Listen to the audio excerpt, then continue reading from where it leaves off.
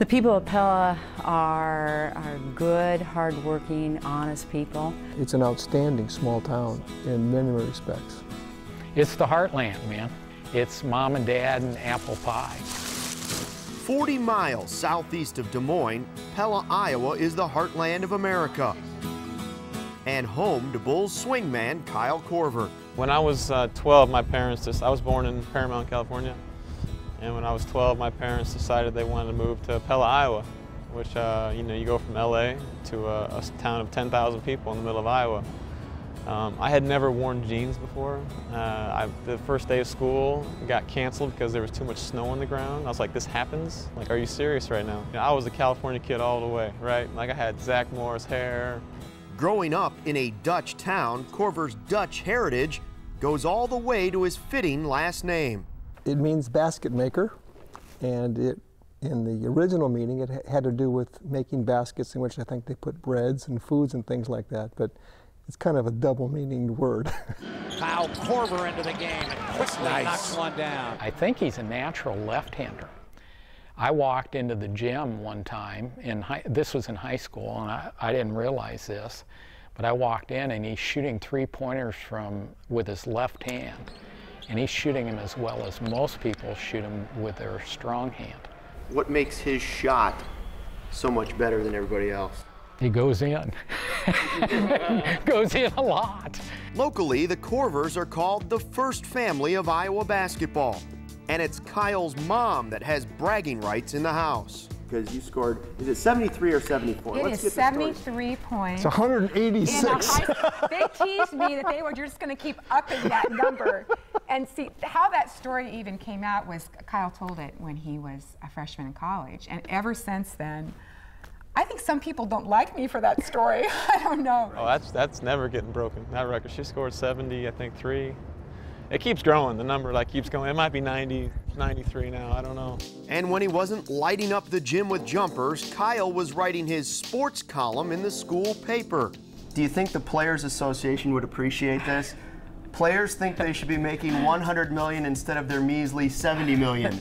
Rats! Exclamation mark. I think Kyle Korver probably would have been a success wherever he had been raised. But I think living in Pella just helped him become even more of the person he is. He grew up surrounded by basketball, but it was never the main focus of his childhood. Kyle's grandfather, father, and uncles are all pastors in the Reformed Church. We enjoy the athletic side of things, and we celebrate all that. Yes, it's a lot of fun. But we long for and we strive for the fullness of people. We want them to be great young men. He's got a perspective that a lot of dads don't have, and that is kind of kick back and realize that we want them to do well, we want them to compete, but there's more to life than just basketball. Kyle soaked in the message. And once his NBA career started, those life-building lessons in Iowa led to a new type of foundation. I was raised that if you can give a little, you give a little. If you can give a lot, you give a lot. And I feel like I've been given a lot in life, and I'm very grateful. The Kyle Korver Foundation started in one of the toughest neighborhoods in North Philadelphia, hoping to empower the neighborhood kids. I think you ask anyone if they could help somebody out, who would it be? And everyone would say kids. It's just the excitement and the life you see when you help a little kid out. It just stirs something up inside of you. Z-Man, you playing? If you're playing kickball, come on in. If you're playing kickball, come on in.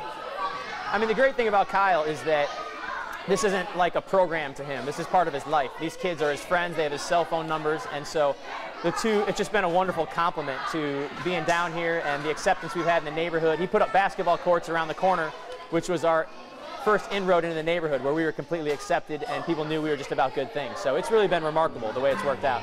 Kyle's NBA career moved to Utah, but the foundation's work still continues in Philadelphia. Everything we start with the same idea, that no matter where, however long we're here, whenever we go, it's going to be able to keep on going. In Salt Lake City, the foundation formed the Sear Group, and in the summer of 2010, Korver and Company built roughly 40 handicap ramps. No charge, no strings attached. People have not exited their homes in 3 to 4 years. And when you put it in, you get to see them go down and get on the street and a sidewalk for the first time in 3 years. It's an emotional thing for them. And for Kyle and us, it's small, it's intangible, it's money and time. For them, it's their freedom.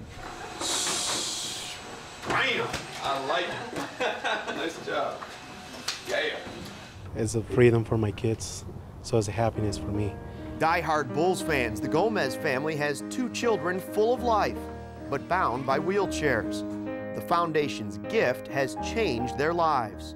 He doesn't have to help us or anything, but he chooses to help us, and I like that. I respect that. Kyle is a great man. He's a product of his family, and he is an asset to the communities that he plays in. Mary Karen Glad raises her son Matthew while her husband serves overseas. Matthew has cerebral palsy, but after emailing Kyle, a new ramp now lets Matthew enjoy the outdoors. It was only like 2 weeks later, and he came and put the ramp in. It was just incredible. To feel like you really did make a difference in someone's life, that's a pretty cool feeling. And you know, like I said, you don't do it for that, but it's very gratifying in the end, for sure. This is a very hands-on foundation. We're 24 hours a day, 7 days a week. And not only in Salt Lake City, but in Philadelphia too, and in Omaha. And hopefully, as God leads Kyle in what he does, maybe Chicago too, sometime soon. Most of the work for the ramps and the construction is done in Sear Group's big warehouse. But Kyle's well aware that he won't be able to play professional basketball forever. That's why the financial future of the foundation isn't in boards or nails, it's in T-shirts. This is a guy's honor right here, right? So honor, our image of honor, the image we thought of as a knight, right? So we have this knight in different colors, kind of a little design going on around him. Buy a shirt, build a ramp. Again, the foundation continues to grow, even with Kyle now in Chicago, and his brother Clayton as his right-hand man. The more shirts we sell, the more stuff we get to do. The more ramps we get to build, the more roofs we get to do, more kids we can help in Philly. And in Chicago, I mean, who knows what we're gonna do next. We want to keep on doing things. You know, we have a lot of ideas that we'd like to grow into someday, but you know, obviously we got to sell a few T-shirts to be able to do that.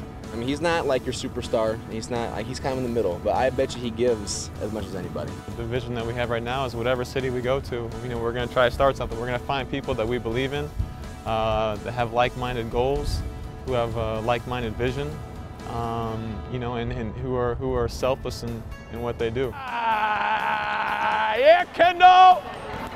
Oh, shoot. The goal, make fundraising fun. His annual Dodge Barrage event in Salt Lake City teams up with former Illini star Darren Williams. But it was a great day overall. You know, it was better than last year. We raised more money than we had last year. We had more people come than we had last year. So, you know, we didn't get to win, but when it's all said and done, it was a really great day. The game he loves fuels the life he lives. Kyle Korver's generosity seemingly has no borders, no limits. Even if the basket maker doesn't want the attention. It's who he is and who he's become. The way I look at it is everywhere that I've played, we're just trying to say thank you to that community. Everywhere that I've been so far, I mean, the fans and the communities have really taken me in. And, you know, leaving whatever we started there is just a way to say thank you to them.